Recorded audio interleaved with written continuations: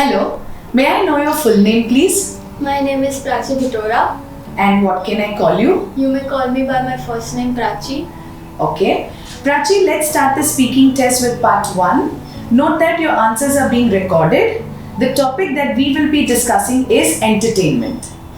What is the most popular form of entertainment in your country? In my country, the most popular form of entertainment would be cinema, because it has been from a very long time. It has stayed in our country for a very long time, and many people do prefer to go to cinemas on their holidays. Okay. Do people in your country usually prefer to go out or stay at home in the evenings? In my country, it depends on the various perspectives, but mostly at the place that I stay, people do prefer to go out in the evening. After a long hectic day, they do prefer to go out with their friends and family and to fresh up their mind.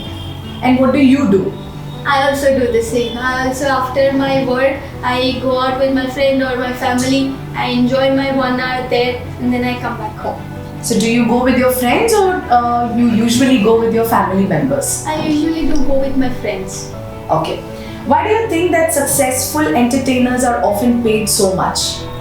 Successful entertainers are often paid highly because of their skills, I guess, and they do perform well.